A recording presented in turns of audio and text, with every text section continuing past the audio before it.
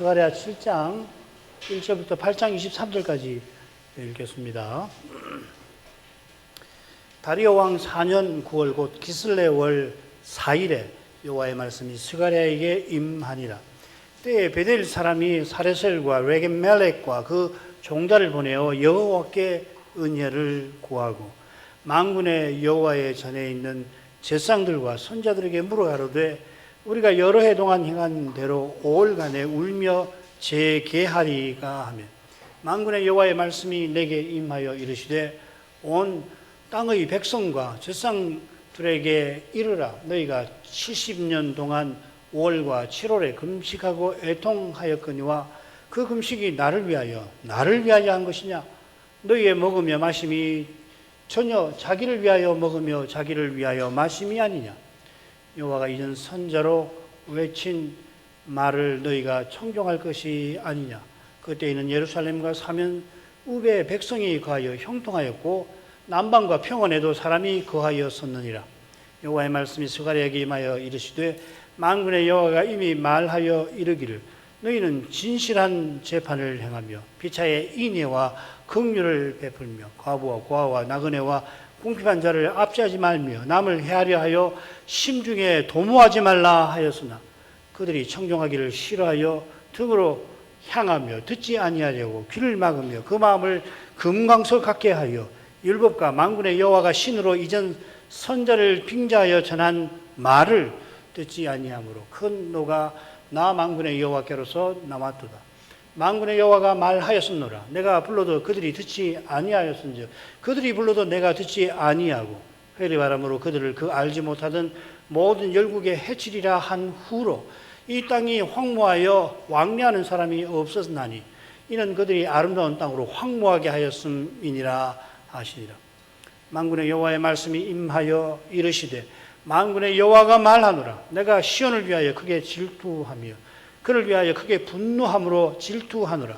나 여호와가 말하노라. 내가 시온에 돌아왔은즉 예루살렘 가운데에 거하리니 예루살렘은 진리의 성읍이라 일컫겠고 만군의 여호와의 산은 성산이라 일컫게 되리라. 만군의 여호와가 말하노라. 예루살렘 길거리에 늙은 지아비와 늙은 지오미가 다시 앉을 것이라. 다 나이 많음으로 각기 손에 지팡이를 잡을 것이요 그 성읍거리에 동남과 동녀가 가득하여 거기서 장난하리라. 만군의 여호와가 말하노라. 이 일이 그날에 남은 백성의 눈에는 기이하려니와 내 눈에 어찌 기이하겠느냐? 만군의 여호와의 말이니라. 만군의 여호와가 말하노라. 내가 내 백성을 동방에서부터 서방에서부터 구원하여 내고 인도하여다가 예루살렘 가운데 거하게 하리니 그들은 내 백성이 되고 나는 성실과 정의로 그들의 하나님이 되리라. 만군의 여호와가 말하노라. 만군의 여호와의 집 곧 전을 건축하려고 그 지대를 쌓던 날에 일어난 선자들의 입의 말을 이때에 듣는 너희는 손을 견고히 할지어다. 그날 전에는 사람도 싹을 얻지 못하였고 짐승도 싹을 받지 못하였으며 사람이 대적을 인하여 출입에 평안치 못하였었나니 이는 내가 무사람으로 서로 치게 하였음이니와 만군의 여호와가 말하노니 이제는 내가 이 남은 백성을 대하기를 전일과 같이 아니할 것인즉 곧 평안한 추수를 얻을 것이라. 포도나무가 열매를 맺으며 땅이 산분을 내며 하늘은 이슬을 내리니 내가 이 남은 백성으로 이 모든 것을 누리게 하리라. 유다 족속아 이스라엘 족속아 너희가 이방 가운데서 저주가 되었었으나 이제는 내가 너희를 구원하여 너희로 축복이 되게 하리니 두려워 말지니라. 손을 견고히 할지니라. 만군의 여호와가 말하노라. 전에 너의 열조가 나의 노를 격발할 때에 내가 그들에게 재앙을 내리기로 뜻하고 뉘우치지 아니하였으나 이제는 내가 예루살렘과 유다 족속에게 은혜를 베풀기로 뜻하였나니 너희는 두려워 말지니라. 너희가 행할 일은 이러하니라. 너희는 각기 이웃으로 더불어 진실을 말하며 너희 성문에서 진실하고 화평한 재판을 베풀고 심중에 서로 해하기를 도모하지 말며 거짓 맹세를 좋아하지 말라. 이 모든 일은 나의 미워하는 것임이니라. 나 여호와의 말이니라. 만군의 여호와의 말씀이 내게 임하여 이르시되 만군의 여호와가 말하노라. 4월의 금식과 5월의 금식과 7월의 금식과 10월의 금식이 변하여 유다 족속에게 기쁨과 즐거움과 희락의 절기가 되리니 오직 너희는 진실과 화평을 사랑할지니라. 만군의 여호와가 말하노라. 그 위에 여러 백성과 많은 성읍에 거민이 올 것이라. 이 성읍 거민이 저 성읍에 가서 이르기를 우리가 속히 가서 만군의 여호와를 찾고 여호와께 은혜를 구하자 할 것이면 나도 가겠노라 하겠으며, 많은 백성과 강대한 나라들이 예루살렘으로 와서 만군의 여호와를 찾고 여호와께 은혜를 구하리라. 만군의 여호와가 말하노라. 그날에는 방언이 다른 열국 백성 10명이 유다 사람 하나의 옷자락을 잡을 것이라. 곧 잡고 말하기를 하나님이 너희와 함께 하심을 들었나니 우리가 너희와 함께 가려 하노라 하리라 하시니라. 오늘 넷째 대목을 살필 텐데, 이 스가랴서 한가운데 나오는 대목입니다. 그 주제는 여호와께서 시온에 돌아와 예루살렘에 거하실 거다 하는 장래에 관한 약속입니다. 같은 주제가 스가랴의 첫째 대목 또 마지막 대목에도 역시 나와요. 밑에 참고하시면 됩니다. 물론 다른 대목에서 성전 건축과 성벽 재건의 주제가 나옵니다. 제가 주중에 스가랴서 설명한 걸 몇 개를 봤는데, 성전 건축은 이야기하는데 성벽 재건 이야기는 별로 안 해요. 이게 굉장히 중요한 겁니다. 에스라 느헤미야서를 우리가 같이 배운 적이 있는데, 그 느헤미야의 핵심 내용이 성벽 재건이고, 심지어 에스라 사장이죠. 거기 보면은 이미 성벽 재건에 관한 내용을 중간에 놓고서 성전 재건에 어려움이 있는 것을 다루고 있잖아요. 그죠? 굉장히 중요한 사실입니다. 예루살렘에 거하시는 겁니다. 예루살렘 성에 관한 예언이라고 할 수 있는 거죠. 자, 넷째 대목 줄거리를 한번 보십시다. 꽤 긴데 사실은 외우기 굉장히 쉬울 겁니다. 7장 1절은 도입구입니다. 여호와의 말씀이 이 스가랴에게 임했다. 며칠, 다리오 왕 제 4년이죠. 그 다음에 7장 2절 3절은 베델 사람이 여호와께 은혜를 구하며 문의를 합니다. 여기 은혜를 구한다는 표현을 주목하십시오. 그게 금식에 관한 질문인데, 거기에 대해서 7장 4절부터 6절에 여호와 하나님께서 포르기의 금식 관행을 책망하십니다. 이 금식이란 말은 여기 나와요. 3절에는 금식 없습니다. 그리고 7장 7절부터 12절에는 포로전에 하나님의 말씀으로서 인애와 성실을 저버렸다, 따르지 않았다고 책망을 하십니다. 인애와 성실을 기억하십시오. 그래서 7장 13절 14절에서는 그 결과로 너희가 포로 잡혀갔다, 재앙을 당했다 하는 내용이에요. 그리고 8장 1절부터 13절이 가장 길고, 이것도 뭐 여러 달라고 쪼갤 수 있는데 너무 기니까 묶어 놨습니다. 다음에 자세히 설명하겠습니다. 핵심은 뭐냐면, 그러나 여호와께서 회복을 약속하시는 이 회복이 장래와 특별히 관련이 됩니다. 그리고 다시 이 8장 14절부터 15절에는 따라서 전과 같은 재앙, 열방이 흩어지는 일이 없을 거라고 약속을 하시고요. 그 다음 8장 16, 17절에서는 이제 포로에서 돌아왔으니까 이제 인애와 성실을 행하라고 권면하십니다. 그리고 8장 18절 19절에서는 이 포로기의 이 금식 관행은 끝나고 이제 희락의 절기를 맞이하게 하실 거다. 여기 이제 금식이라는 말이 이 부분에 몇 번 나옵니다. 집중해서. 그리고 20절부터 23절에서는 처음에는 베델 사람이라는 게 문제가 있는 동네죠. 그죠?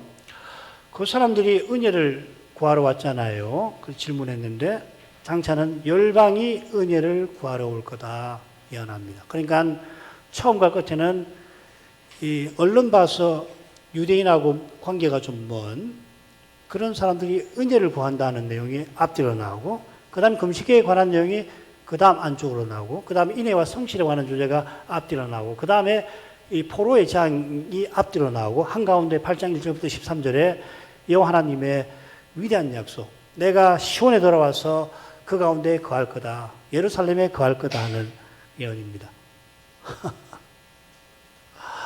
모든 성경을 이렇게 다 이렇게 줄거리 맞추면 굉장히 좋긴 한데, 특별히 이 부분은 유독 외우기 쉽죠, 그죠? 이렇게 몇 번 읽으시면은 내용이 잘 들어오게 되실 겁니다. 간단하게 설명드리죠. 이 대목은 다리오 왕 제4년에 스가랴 선지자에게 임한 여호와의 계시에 관한 겁니다. 7장 1절에 이 도입부가 돼요. 이번에 여호와의 말씀이 스가랴에 임한 계기가 언급되는데 그 계기가 뭐냐면 베델 사람들이 여호와께 은혜를 구하며 금식에 관해서 문의한 겁니다. 그 문의에 대해서 여호와께서 대답해 주시는데 금식 관행을 넘어서서 열방이 여호와께 나와 은혜를 구하는, 그러니까 기도하는 겁니다. 그 복된 장례를 계시하죠. 이 장례가 복된 것은 물론 여호와께서 친히 약속하신 바를 이루시는 데 있고 그 내용이 한가운데 길게 나옵니다. 그래 이 한가운데 부분 앞뒤로 이스라엘이 인애와 성실을 버려서 포로 잡혀간 사실, 포로에서 돌아온 이스라엘에게 성실과 인애를 행하라 하는 명령이 서로 대조되어 배치가 되어 있습니다. 여호와의 명령은 재앙의 위협 대신 복의 약속에 근거합니다. 인애와 신실을 행하라. 먼저 하실 때 복을 약속하시면서 명하시는 겁니다. 다시 포로 잡혀가는 재앙이 없을 것이고 금식 관행이 아니라 기쁨의 절기가 약속이 있을 거라고 약속하시는 그런 내용입니다. 앞으로 계속해서 이 부분을 그 줄거리를 더 생각해 가면 되겠습니다. 도입부 보십시다. 다리오 왕 4년 9월 곧 기슬레 월 4일에 여호와의 말씀이 스가랴에게 임하니라. 제2년 8월 동년 제2년 11월 24일에 이미 여호와의 말씀이 두 번 선지자에게 임했죠. 그죠? 스가랴 1장 1절, 1장 7절이 그 내용입니다. 그로부터 대략 2년 후인 다리오 왕 제4년 9월 4일에 다시금 말씀이 임한 겁니다. 이때는 주전 518년 11월 말이나 12월 초예요. 이제 정확하게 날짜를 환산해주는 그런 것들이 있는데 대충 이렇게 보시면 됩니다.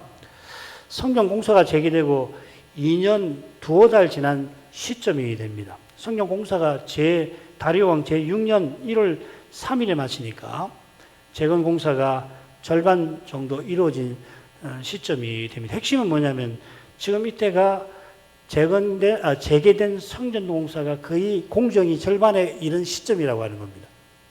아시겠죠, 그죠? 그걸 염두에 두면은 그 시점에 필요한 이제 공정이 이제 절반을 넘어서거든요. 그럴 때 이 성전 공사가 쉽지 않은데 언약 백성에게 절실한 말씀을 내려주시는 거죠. 처음 부분도 마찬가지죠, 그죠? 자, 그런 내용이 이어 나온 것이니까 읽어보시면 되겠습니다. 그러면 처음 부분으로 가죠. 2절, 3절로 가죠. 7장. 때에 베델 사람이 사레셀과 레겜 멜렉과 그 종자를 보내어 여호와께 은혜를 구하고 만군의 여호와의 전에 있는 제사장들과 선자들에게 물어가로되 우리가 여러 해 동안에 행한 대로 5일간에 울며 재개하리까 하며 이 때에라고 했는데 이 표현은 요점 말씀드릴게요. 지금 이 일이 선자에게 말씀이 임한 9월 이전에 있었던 일이라고 표현하는 방식입니다. 영어로는 이제 과거 분사형으로 번역을 해놨을 겁니다. 물론 지금 베델 사람의 문의 때문에 여호와께서 계시하신 것만은 아닌 듯합니다. 방금 생각한 대로 성전 공사 공정이 절반가량 이루어진 시점에서 이 힘든 사명을 잘 감당하라고 거기 필요한 말씀을 주려 하신 거죠. 베델 사람들이 대표자를 보내었습니다. 이 베델은 야곱이 꿈에 사닥다리를 보았던 여호와의 집을 보았던 그곳이죠. 포로 전에는 그런데 이곳이 북이스라엘에 속했고 저기 북쪽 단과 더불어 그러니까 북이스라엘의 남단이 베델이 되고 북이스라엘의 북단이 단인데 이 두 곳에 이 북이스라엘의 창건자 여로보암 왕이 금송아지 우상을 섬기게 한 곳이죠. 그죠? 이 두견 죄로 말미암아 북이스라엘이 주전 722년 아시리아에게 망하는데 호세아가 이를 경고하면서 호세아는 그 멸망 전에 예언한 거 아니에요? 이 베델을 뭐라고 하냐면 벳아웬이라고 부르잖아요. 아웬은 불의, 불법, 우상 이런 뜻입니다. 불법의 집이다. 불의의 집이다. 이곳 사람들이 지금 대표자들을 예루살렘에 보낸 일은 이 멸망 직전에 있는 이 사정에 비춰보면 이게 작은 변화가 아니죠. 굉장한 일인 거예요, 사실은. 어떻게 이 사람들이 전에 우상 섬기던 사람들이고, 그래서 멸망한 그쪽 사람들이 와서 은혜를 구하게 된 거 아니에요, 그죠? 참 놀라운 일인 것이에요. 베델 사람들이 사레셀과 레게멜렉과 그들의 사람들을 보내었습니다. 이 사레셀이라는 이름은 아시리아 왕 사네립 아시죠? 사네립 아들 이름이기도 합니다. 레게멜렉도 이 히브리식 이름이 아니라 이거 그 바벨론식 이름이라는 해석이 있습니다. 그러니까 이 두 이름은 북이스라엘 시대 베델의 신앙적 형편을 반영하는 거죠. 자기가 자기 이름 짓는 게 아니라 조상이 이름을 지어주니까 이렇게 이스라엘 이름이 아니라 이 바벨론, 아시리아의 이름을 이 두 사람이 가진 거 아니에요, 그죠? 자, 그런 사람들이 은혜를 구한 거예요. 예루살렘에 이들이 온 것은 여호와께 은혜를 구하는 겁니다. 이 똑같은 표현이 짝을 이루는 마지막 단락에 두 번 나와요. 열방이 은혜를 구하기 위해서 여호와께 장차 나올 거다. 그러니까 그런 놀라운 일에 버금가는 일이 지금 베델 사람을 통해서 일어났다는 걸 짐작해 볼 수 있는 거죠, 그죠? 그러니까 이걸 주목해야 돼요. 안 그러면은 이들이 금식일에서 질문한 것을 나쁘게 해석하는 사람도 있는데 그렇게 봐서는 안 되는 겁니다. 아시겠죠? 장차 열방이 서로 격려하여 여호와께 가서 은혜를 구하자 할 겁니다. 본디 열방은 하나님을 떠나 살았는데 메시아가 오셔서 영원한 나라를 세울 때에 그들이 돌아와서 우리가 당장 그렇잖아요. 우리 이방인들 아닙니까? 하나님을 자꾸 은혜를 구할 거야 하는 예언이 지금 이 스가랴 8장에 특별히 있습니다. 굉장히 놀라운 내용들이 가운데도 나와요. 지금 베델 사람들의 태도도 비슷합니다. 전에 그들이 우상을 섬겨 망했는데 이제 예루살렘 성전에 나와 하나님을 가까이 하게 된 거죠. 자, 이런 변화에 비추어서 이들이 지금 제사장과 선자에게 이 질문하는 의중을 살펴야 해석을 잘할 수 있습니다. 스가랴가 제사장을 만군의 여호와의 전에 있는 제사장이라고 표현을 한 뜻이 있어요.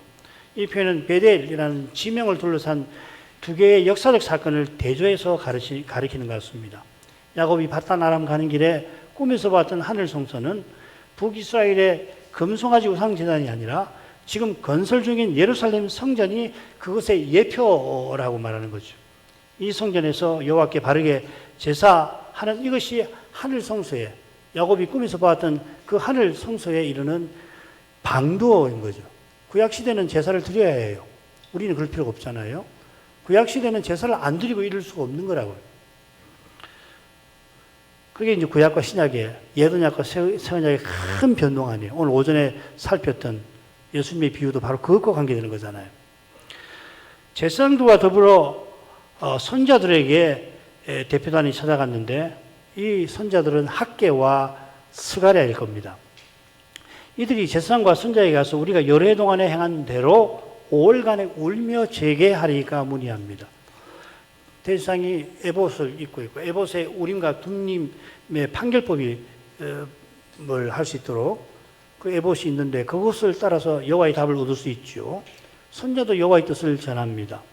그들의 문의는 금식에 관한 건데 여기서는 금식이라는 말을 쓰질 않아요. 3절에서는 이게 의도적이라고요. 의도적으로. 두 가지 의도가 있어요. 이 금식이라는 말이 짝을 이루는 8장 18, 19절에만 나와요. 3절은 금식에 관한 내용이 맞거든요. 울며 재개하리까. 이 재개라는 말은 여러분 목욕 재개라는 말 그 말입니다. 이게 우리식이에요. 몸과 마음을 정결하게 해서 부정한 일을 멀리한다. 목욕 재개한다. 무슨 중대한 일이 있을 때 목욕을 해가지고 이 부정 타지 않도록 하는 게 우리 관습 아닙니까? 그 말입니다, 이게. 그런데 이 재개한다는 말이 나자르고요. 이 나자라고 하는 것은 구별하여 드린다는 말입니다. 오늘 우리 찬송 121쪽 2절에 보면 구별된 백성 할 때 그 구별된이라는 말입니다. 이 나자르라는 말이. 이 동사에서 나시린이 나오지요. 나자르, 나지르라고 명사로 하면 나시린, 나지르거든요. 명사는 네제르라고. 5절에 금식한다는 동사가 분명히 나와서 지금 금식에 대해서 문의하는 것이 확인이 됩니다만은 이 재개한다, 나자르라고 하는 동사를 이 사람들이 썼다는 데 주목할 만합니다. 레위기 16장에서는 금식을 영혼을 괴롭게 한다 이런 표현을 돌려서 괴롭게 한다 이렇게 쓰는데 이 재개한다, 구별하여 드린다는 이 용어를 쓴 것은 이 보낸 이 베델 사람과 그들의 대표의 아주 이 신앙의 독특성을 엿볼 수 있는 대목이거든요. 자, 이게 나중에 제가 18장 18절, 19절 할 때, 아니, 19절부터 20몇 절 할 때 또 생각하게 될 겁니다. 베델 사람들은 여러 해 동안에 행한 사실을 밝히면서 이번 5월에도 금식해야 하는가 묻습니다. 여러 해 동안은 5절에 나온 대로 70년 동안, 그리고 그 이유가 되겠죠. 그죠? 이 기간에 5월만 아니라 4월, 7월, 10월에도 금식했습니다. 여기는 이제 5월과 7월만 언급하셨지만, 국가적 금식 관행은 4달, 4월, 5월, 7월, 10월이에요. 이 관행은 예루살렘 멸망과 포로 생활과 붙어 있습니다. 4월은 예루살렘 성벽이 무너진 때고요. 5월은 성전이 파괴된 거고, 7월은 그달랴의 암살이 있고요. 10월은 예루살렘이 포위된 겁니다. 성전과 성벽, 이게 이제 유대교 미시나 같은 그런 책에 나오는 겁니다. 다른 세 사건은 금식의 이유로 자명한데 우리에게 익숙지 않은 것은 그달랴의 암살일 겁니다. 이 그달랴가 암살된 게 왜 금식의 이유가 되는가 간단히 말씀드리죠. 이 그달랴는 바빌로니아가 예루살렘을 함락한 후에 이 유다 땅에 남아있는 사람들을 다스리라고 세운 총독입니다. 이는 바빌로니아가 유다의 자치를 허용한 거죠. 그런데 이스마엘이라는 사람이 음모를 꾸며서 그달랴를 암살하고 그와 함께 했던 유대인 바빌로니아 군사를 살해합니다. 그 결과 어떻게 되냐면은 유대의 자치는 무산되어 버립니다. 이 암살했던 사람이 많은 이스라엘 백성 데리고 이 예레미야의 예언을 무시하면서 이집트로 가서 거기서 망해버리잖아요. 이제 우리가 예레미야서를 안 배워가지고 조금 내용이 좀 그런데 42장을 보시면 됩니다. 암살자 이스마엘과 그 일당은 바벨로니아에 항복하라는 예레미야 예언을 무시하고 결국 망합니다. 국수주의자들입니다. 언젠가 제가 이거 설명해 드릴 기회가 있을지 모르지만은 땅의 사람들, 국민이라고 번역되어 있습니다. 우리말 성경에는. 들으시고 제가 기억하시라고 말씀드렸다는 것만 좀 생각해 주시면 좋겠습니다. 제가 좋은 기회가 되면 이 말이 왜 중요한지 말씀을 드릴게요. 그러니까 이 바리새인들하고 비슷한 면이 있는 겁니다. 바리새인들은 국수주의자잖아요, 그죠? 그 사람들이 메시아를 죽였어요. 그리고 이 국수주의자들이 예레미야를 죽이려고 했던 거거든요. 그래서 지금 그달랴 암살에도 이 국수주의자들이 이 암살을 해가지고 이 예레미야가 그나마 이 고민했던 것이 그냥 허물어지게 만든 거거든요. 그래서 이 국난이라 해서 금식을 7월에 한 겁니다. 그러니까 7월 달에 대속죄일에도 금식을 하잖아요. 그거 말고 7월 달에 또 금식을 한 겁니다. 그처럼 그들이 왜 5월에 금식해야 하는지를 물었나. 왜 5월에 5월간에 우리가 금식해야 할까요? 이렇게 묻잖아요. 왜 물었을까? 그 시기가 아마 스가랴 선지자에게 다리오 제4년 9월에 말씀이 임하기 전이라는 걸 보여주고요. 그리고 다리오 왕 4년 4월 금식 이후인 것 같아요. 4월 금식은 한 거예요. 4월 금식까지 하고 이제 5월달이 됐는데 5월인데 금식해야 할까요? 이렇게 물었고 그 동년 제4년 9월에 이 일에 관한 하나님의 대답이 스가랴에 임한 계시에 이제 담겨 있는 거죠. 성경 공사가 재개되고 대략 11개월 지나서 다리오 제3년 5월에도 그들이 금식을 했을 겁니다. 지금 제4년입니다. 이듬해 제4년 4월에도 금식을 하고서 돌아오는 5월 달에도 금식을 해야 합니까? 이렇게 물은 거예요. 이는 5월 금식이 특별히 성전 파괴를 슬퍼하는 사실과 붙어 있을 것입니다. 본향이 돌아와서 번제단을 쌓고 바로 이어서 성전 지대를 놓았다가 이내 성전 공사가 중단되었죠. 여호와의 약속을 바라는 이들은 이런 현실에 슬퍼하며 금식했겠죠. 그런데 이번에 공사가 재개되고는 1년이 지금 무사히 지났고 다시 1년이 다 되어갈 무렵에 이르러서 다음 달이면 5월 달이고 성전 파괴를 기념해서 금식해야 되는데 지금 성전 공사가 1년, 2년째 지금 진행되고 있는 이런 시점에서 금식을 해야 하는 겁니까? 이렇게 물은 거란 말이죠. 그러니까 이게 여호와께 은혜를 구하는 모습이기도 한 거죠. 그러니까 이분들이 아주 출중한 분인 거예요. 그렇죠? 예. 자, 그런 내용에 비춰서 그 다음 보십시다. 만군의 여호와의 말씀이 내게 임하여 이르시되 온 땅의 백성과 제사장에게 이르라.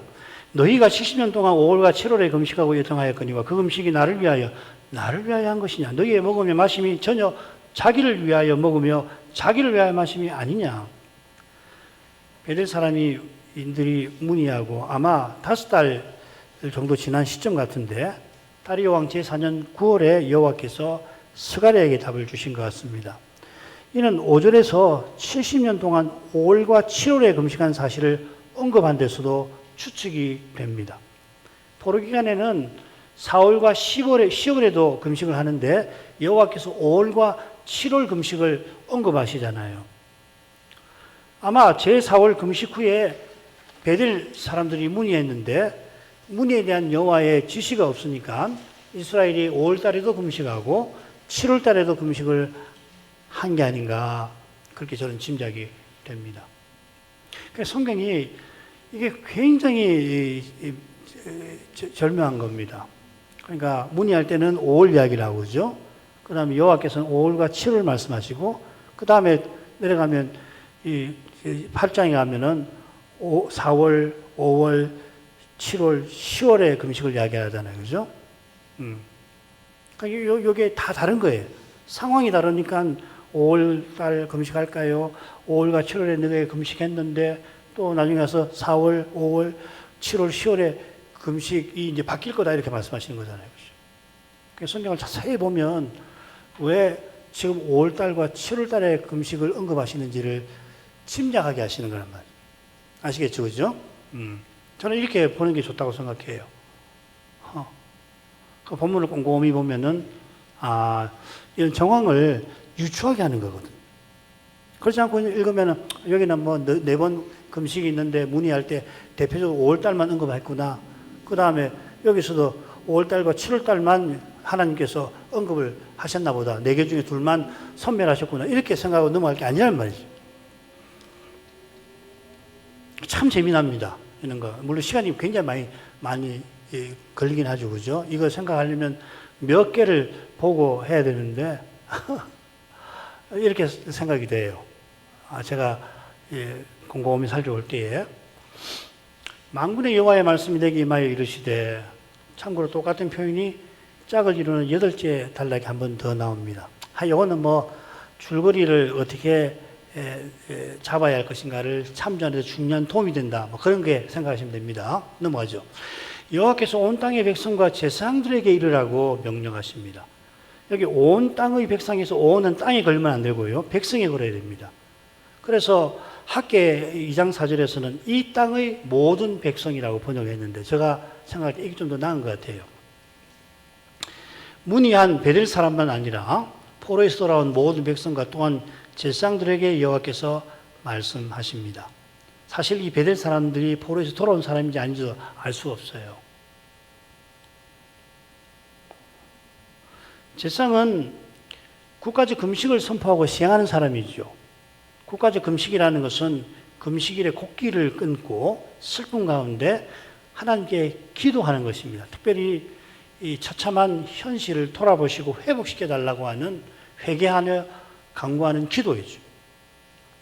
자기네 베드로 예루살렘과 성전이 파괴됐는데 이 끔찍한 죄를 회개하고서 죄의 처참한 결과를 슬퍼하며 하나님께 돌이켜 자비와 은혜를 구하는 거겠죠.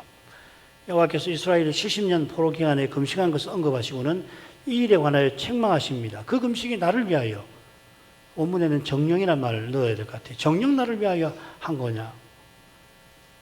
이스라엘 70년 기간에 매년 4번 더 금식일을 정하고 철저히 관행을 지켰습니다마는 금식하는 그 취지, 정신과는 멀었다 하는 것입니다. 가령 다윗이 바세바와 간음해서 자식을 얻었는데 여호와께서 그 아들을 치어서서 중이 병들었을 때에 그가 금식하며 밤새도록 여호와께 엎드려 간구했죠. 슬퍼하며 자기 죄를 회개하고 하나님의 자비와 은혜를 구한 겁니다. 물론 그 아이를 데려가졌습니다. 회개하는 다윗의 심정과 고백이 어떤 건지 우리는 시편 51편에서 생생하게 헤아릴 수 있습니다. 거기 보면 자기가 얼마나 죄인이며 인지를 철저히 구하고서 다만 하나님 언약을 위하여 내게 은사로 주신 성신을 거두지 말아 주시기를 간구하면서 다시금 거룩한 이 사명을 이룰 수 있도록 하나님 말씀을 전할 수 있도록 해달라. 그래서 이스라엘의 종교가 회복될 수 있게 해달라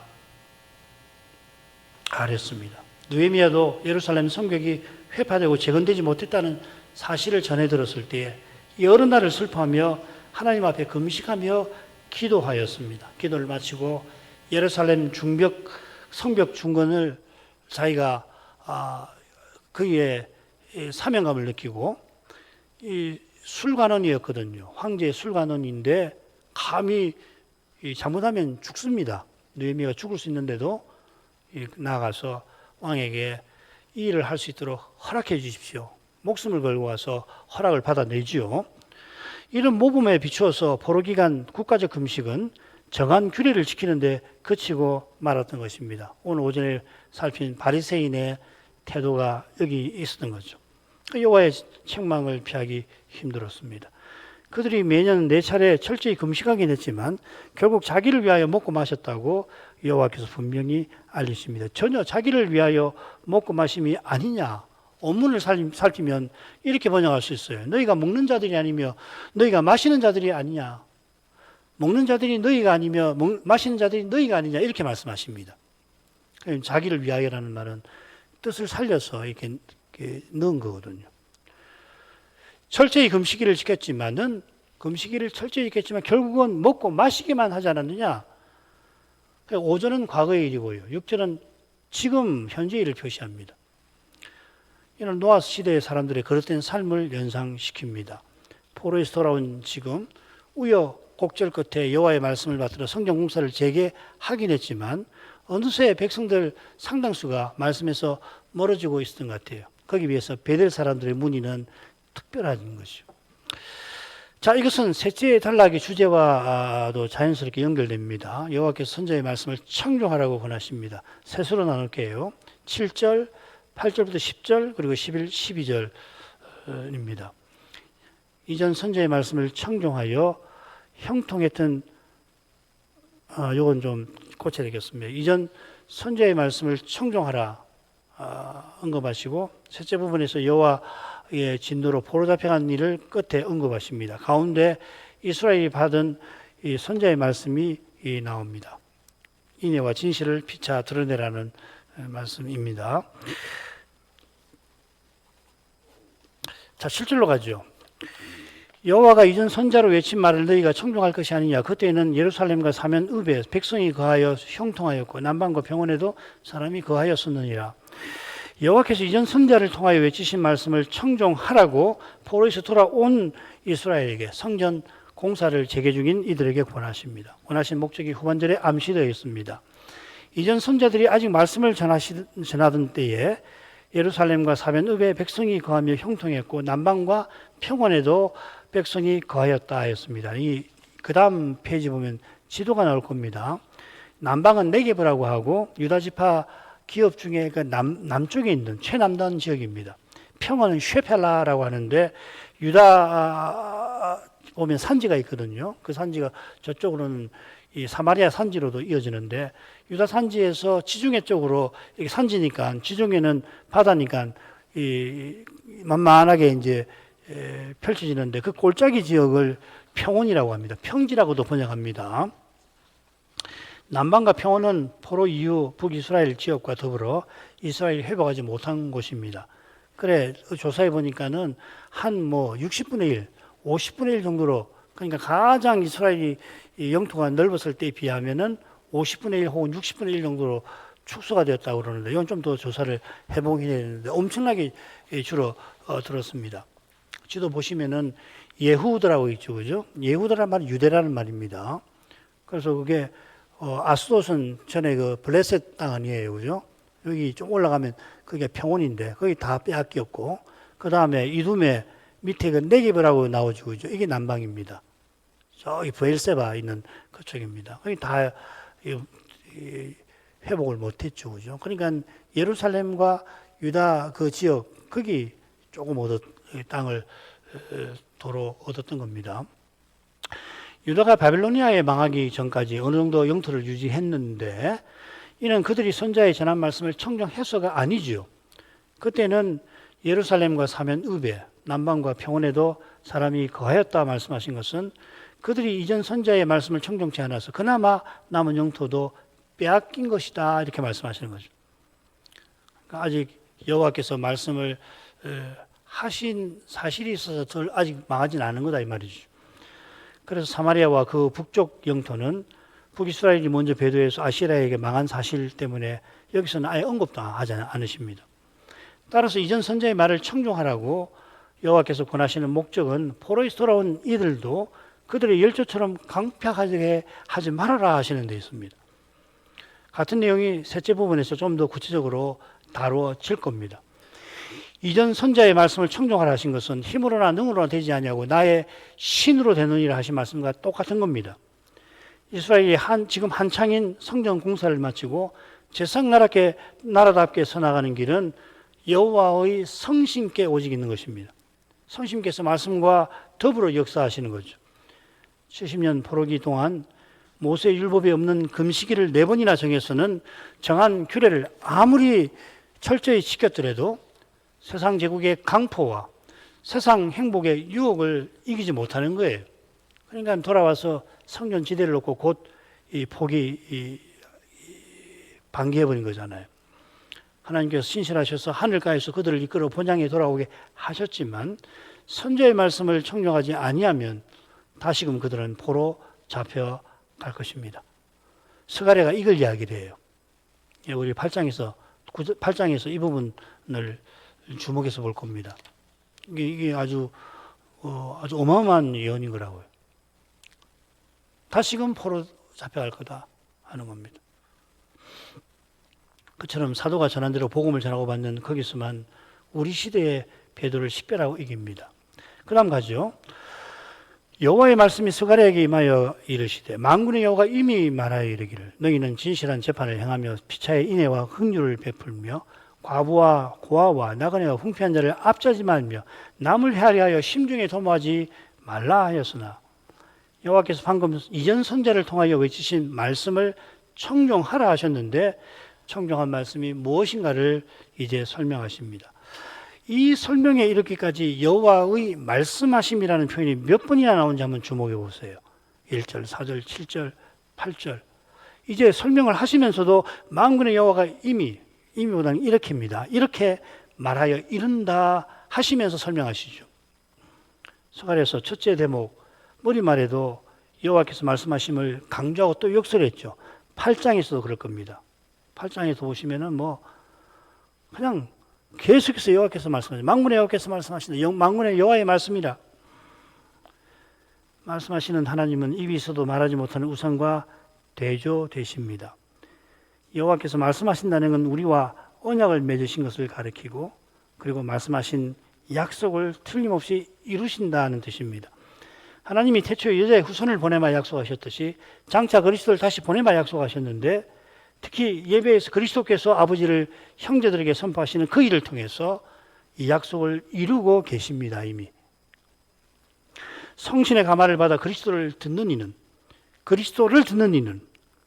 그리스도에 관한 말을 듣는 게 아니라 그리스도가 말씀하시는 것을 듣는 이는 이게 로마서 10장에서 바울이 쓰는 말입니다. 듣지 못한 일을 어찌 믿으리요. 그리스도에게 직접 들으니까 우리가 그리스도를 믿는다는 말이거든요. 그게 믿음은 들음에서 나고 들으면 그리스도의 말씀으로 말미암는다는 그 핵심적인 뜻이에요. 이게 복음 강설이 하나님 말씀이라고 하는 우리 개혁교회의 고백의 골자이기도 합니다. 그 말은 뭐냐면 이렇게 복음 강설은 하나님 말씀 듣는 일이 있다고 한다면 거기서 이미 하나님의 약속이 이루어져 가고 있다는 말이에요. 이게 없으면 이제 심각한 거죠. 스가랴서를 보면은 특히 강조가 여호와께서 말씀하시되 이게 지루하면 안 됩니다. 이렇게까지 반복해서 여호와께서 말씀하시는 이유가 뭔가? 무엇이 중요한가? 하나님 말씀은 지금 여기도 물론 말씀하시지만은 궁극적으로는 장차 저기를 약속하신 거잖아요. 그런데 당장 우리 현실은 심지어 말씀대로 살면 살수록 눈앞의 현실은 약속의 말씀과 어긋나 보이기 쉬워요. 어떤 때는 매우 어렵습니다. 게다가 약속은 소망이고 장래일이니까 당장 여기에 주어져 있지 않은 것처럼 보이잖아요.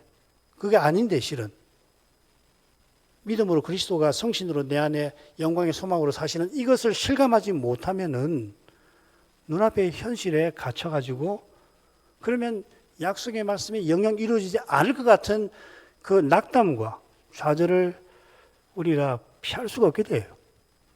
반드시 그렇게 되게 되어 있습니다. 그러나 거기서 벗어나게 하시는 거죠. 그렇죠? 그래서 말씀을 전하고 듣는 게 중요한 거예요. 이게 그처럼 날마다 하나님 말씀을 펴서 읽고 듣고 하셔야 되는 거라고요. 물론 그러면 기도도 하게 되는 당연히 기도로 이어지는 거겠죠. 이게 중요한 겁니다. 우리 시대는 특별히 중요해요.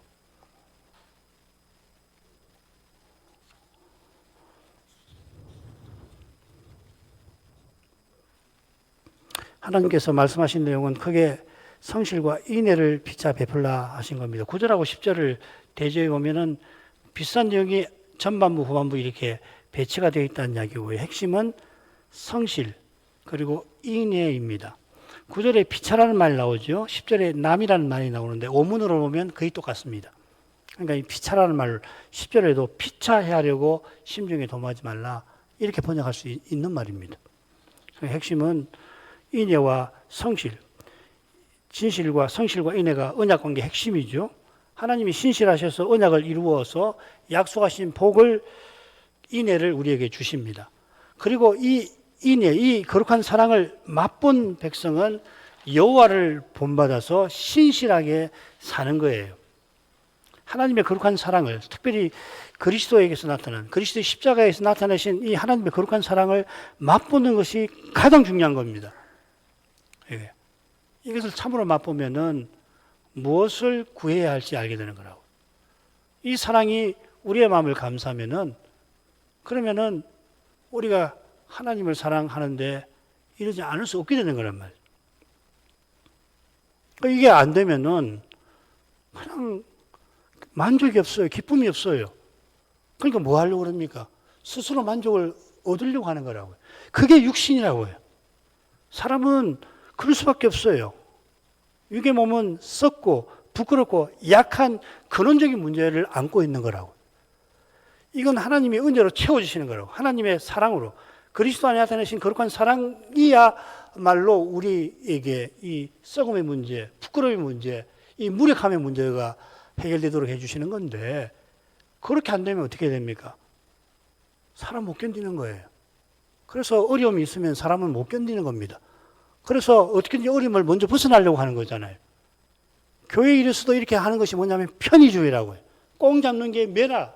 당장에 어려움이 있으면 그 피하면 좋지 않냐. 그 문제의 근원은 관심이 없는 거라고요. 우선 문제 생기면은 문제에서 벗어나면 촉하다고 생각하는 것이 우리에게 있는 거라고요.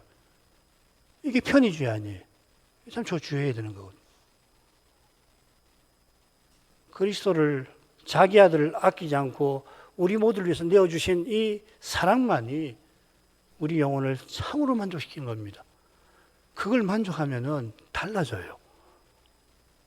그래서 그리스도 외에 무엇이든지 양보하고 그리스도 외에 무엇이든지 버리려고 하는 마음이 생기는 거라고요. 달리는 안 됩니다. 달리 어떻게 쳐요? 어떻게 양보합니까? 내가 잘못한 것도 없는데 그렇다고 억울하게 되고 어떻게든지 이기려고 하고 어떻게든지 세력을 잡아서 장악하려고 하고 그래서 내가 대세가 되면 좋은 거 아니에요? 그게 사람이라고. 왜 그렇게 합니까? 사람은 그렇게 할 수밖에 없어요, 스스로는요. 근데 그리스도를 주신 하나님의 사랑을 깨달을 때 완전히 달라지는 거란 말이죠. 내게 사는 것이 그리스도 신이 죽는 것도 유익함이라고 고백하잖아요. 죽는 것도 유익하다는 말이 뭡니까? 종일 내가 이 도살할 양과 같은 그런 일을 기꺼이 당하겠다는 이야기 아니에요. 종일 내가 죽임을 당하고 도살할 양같이 여김을 받았나이다. 그런 우리가 정복자들보다 더 강하다. 넉넉히 이긴다. 세상 제국을 세운 황제들보다도 더 낫다. 그렇게 바울이 이야기하잖아요. 바울은 우리 같은 분이 아니어서 한 걸음 더 나가잖아요. 부장에 가면은 내 고륙, 친척, 옛 언약 백성의 구원을 위해서 내가 만일 할 수만 있다면 그리스도에게 저주받는 것도 내가 받고자 한다. 그런 말도 하잖아요. 우리가 똑같은 사람이 그런 말을 해요. 그게 사람에 비해서 나오는 거겠습니까? 사람에 비해서 나오는 거 아니에요. 사람의 마음에서는 나올 수 없어요. 그리스도에게 끊어지는 저주를 받겠다. 그 빈말 아니거든요. 그리스도. 이 그리스도를 맛보아야 되는 거라고요. 우리가 드리는 모든 참된 기도는 결국 이 사랑을 갈구하는 겁니다. 이 사랑 외에 뭘 갈구하면은 우리가 갈구하는 건 사실 가짜예요. 구할 필요가 없는 거예요. 없어지거나 사라지는 거, 심지어는 없어지는 걸 구하는 거라고요. 겨우 나 하나의 영광, 내가 뭘 이뤘다 하는 그 자부심, 성취감, 종교까지 끌어왔어. 하나님도 끌어와가지고서.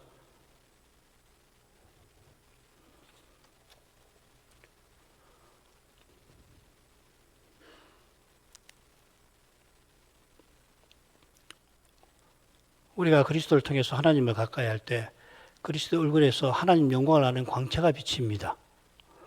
그 광채를 보면 그러면 하나님 자녀답게 살아가게 돼요.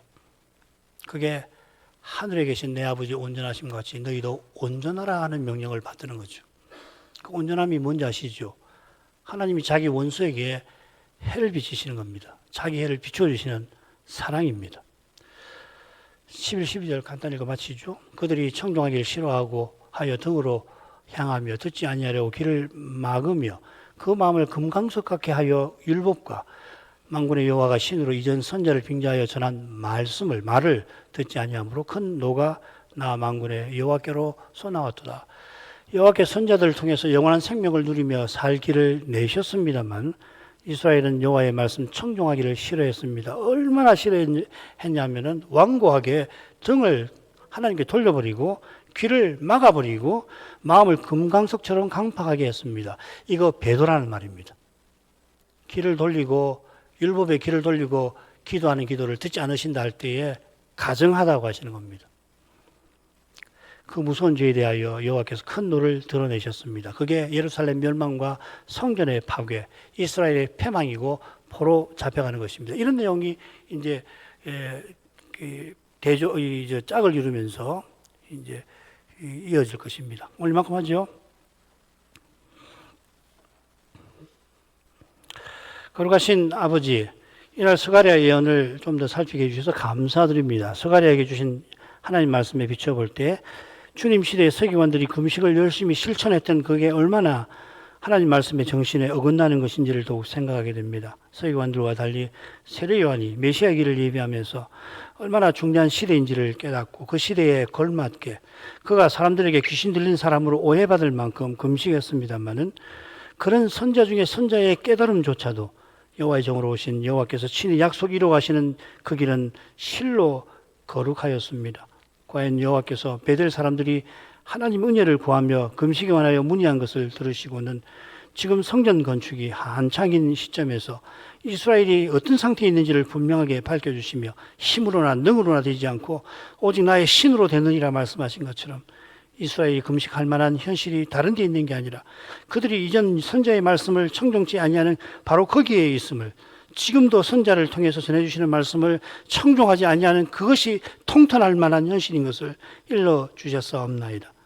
아버지와 개혁자들이 오직 성경을 고백하면서 그 시대의 문제에 하나님께 능력에 쓰임받을 수 있었던 그 역사에 관해서 깊이 생각하게 하시고 그 시대와 달리 특정한 교리적 이슈가 없어서 사이비한 것이 바른 것과 실제에서 심히 혼동되기 쉬운 이 시대의 혼탁함에 대하여서 육신적 태도로 하나님 뜻마저 이루어 나가려 하기가 얼마나 쉬운 이것을 주의하고 또 주의하게 해 주옵소서. 말씀의 거룩한 빛을 사랑하시는 교회들과 신자들에게 비추어 주옵소서. 예수님 이름으로 기도합니다. 아멘.